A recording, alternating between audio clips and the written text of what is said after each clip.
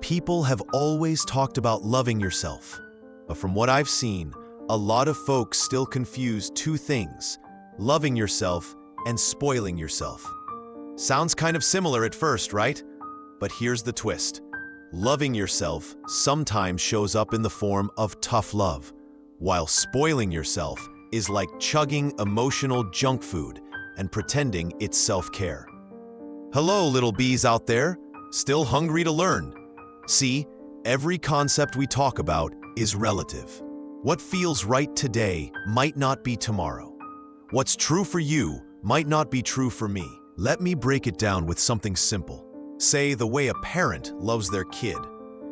There's the dad who gives his child whatever they ask for, never raises his voice, never sets limits, always gentle and doting. Everyone looks at him and says, "Wow, he really loves his kid."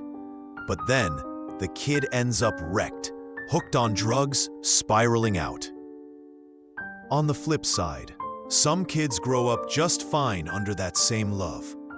Then there are the parents who want their kid to grow strong, so they don't shy away from discipline when needed. And believe me, when they lay down consequences, they don't hold back. It stings. People from the outside might say, that parent is harsh, too strict, doesn't love their child. Let me tell you about my old boss, former military. Discipline was baked into his bones. He had a teenage son, and during that wild phase in high school, the kid got talked into joining some street racers one night. Bad decision. He got caught. The cops brought him to the station. They called his dad to come pick him up. He showed up, calm as stone, but didn't beg, didn't plead. You know what he said? Do what you've got to do. If he broke the law, let him face the consequences. If that means holding him overnight, do it. If you need to cuff him, cuff him. Whatever the procedure is, don't go easy just because I'm his father. And the officer, who happened to be my cousin, by the way, told me later, your boss is serious. For a second I thought, is that even his biological kid? And I said, cut it out. That's his only son. The boss once told me, I'd rather show up for visitation hours than raise a son who thinks he can dodge responsibility.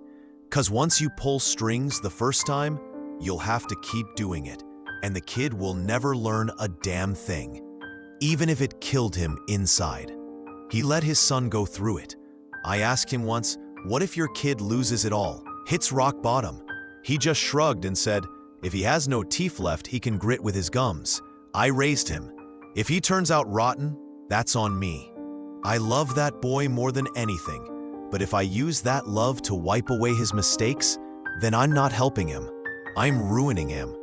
Pulling favors for him would be easy, but that's not love. That's indulgence. And indulgence rarely leads anyone to become a decent human being. Luckily, the boy turned out all right. He studied hard, got a decent job, and became someone you could actually call a model young man. But the same kind of situation can lead to a completely different outcome. Some kids end up bitter, rebellious, and keep spiraling down a dark path, further and further. Which brings us back to the real question. Are we loving ourselves, or are we just spoiling ourselves? What exactly are we doing with our own lives? Honestly, I've asked myself that more than once, because these two things, they're not all that different on the surface. At the core, they kinda look the same. Both are ways we try to show love toward ourselves. So, how do we tell the difference? How do we know whether we're really loving ourselves or just indulging every little craving and calling it self-care? Like I said earlier, every idea, every shape love takes, it's all relative. It's your mindset, that quiet little thing inside, that subtle shift only you can feel. And the tricky part is, most of the time, we don't even realize what's going on. Why? Because deep down, we all like to think we're good, we're capable, and above all, we matter. And what about those who are different from us? They're not here to fit your formula or be cast in your mold. They're just different. And that's it. I'm not going to go deep into the whole ego thing again, because I've talked about it before. And let's be real, my phone can't handle another hour-long rant. So let me keep it simple. The ego is normal. It's not new. It's not exotic. It's just the part of us that makes us distinct. The reason the world isn't full of clones. But here's the catch. The ego shouldn't be the main character. It doesn't need to be pampered. And it definitely shouldn't see itself as more important than every other ego out there. Because when those demands aren't met, suffering shows up, guaranteed. The whole idea of suffering? It's just a mental simulation. But to keep things easy, here's how I explain it. Suffering is not getting what you like and having to endure what you hate. It's when your ego decides, I'm the chosen one. I matter more than the rest. I deserve to be satisfied. I need to be recognized as VIP, as pro, as elite, as better than the rest. And right there, a flood of inner conflict begins, not just for yourself, but for every ego around you that gets caught in the crossfire. We learn how to love ourselves the right way. How? Let me borrow a phrase from Buddhism. All beings are equal. Now, to be fair, maybe that quote doesn't fit this context exactly, but I'm using it for the spirit behind it. What I mean is, treat your ego with the same respect you treat someone else's. You're not better than anyone, but you're not less either. Not better, not worse. And if there's no comparison, no scoreboard, what's left to fight about? Nothing. And just like that, suffering fades. Now look, I get it.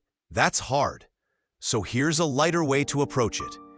If you're the kind of person who just can't help thinking, I'm high value, I'm top tier, I'm VIP pro, then fine, go ahead and believe it. But at least admit this, so is everyone else. They're VIP too. They're valid, they matter just as much. Your gold bar's heavy? Well, guess what? Theirs is too. And if we all just respected each other's shine, respected each other's version of VIP, the world would breathe a little easier. Just remember, high value is cool, but superior? That's where things go dumb. So don't start walking around thinking, I'm the alpha, I'm built different, bow down. That's not confidence, that's delusion. But the more you love yourself, and the more you start thinking you're somehow above others, the less that love starts to look real.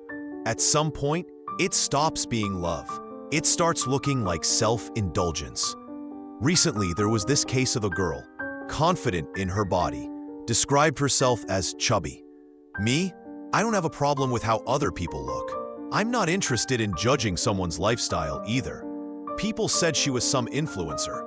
Doesn't matter who exactly. That's her personal business. And honestly, I'm not in the habit of peeking into anyone's private life. But here's where the problem started. A wave of people flooded in to body shame her, saying stuff like, obese, heavy as a pig, probably stuffing her face all day, abusing self-love concepts, doesn't even know how to love herself properly.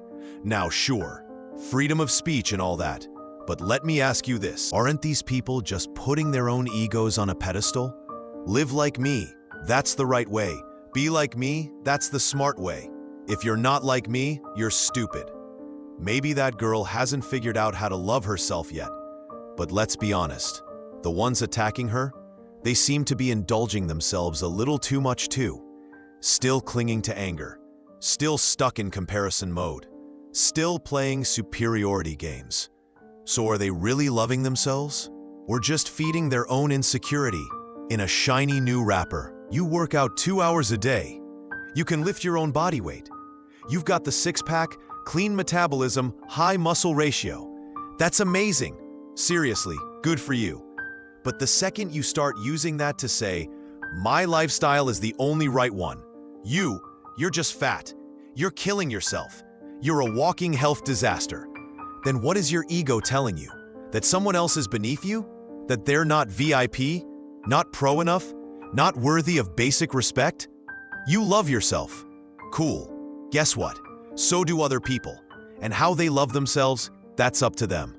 The real question isn't what they're doing. It's what you're feeling when you see them doing it. Do you still feel angry? Do you still get triggered just because someone lives differently than you? Do you still believe your mindset is somehow superior? Because at the end of the day, only you can answer that. Only you can check yourself honestly. If you claim to love yourself, but the second you meet someone whose ego looks even slightly different, you blow up with judgment, comparison, hate, then maybe, just maybe, you're not loving yourself as deeply as you think. So yeah, maybe self-love isn't about bubble baths or affirmations. Maybe it's just the way you treat yourself when no one's watching, how you talk to yourself when you mess up, how you handle other people when they're different, how you act when nobody owes you anything. It's not about being right, it's about being real. And if we're being real, sometimes loving yourself means calling yourself out, quietly, gently, but firmly. No ego, no flex, just truth. So, love yourself. But don't forget to check if it's really love or just a sugar-coated way of staying blind.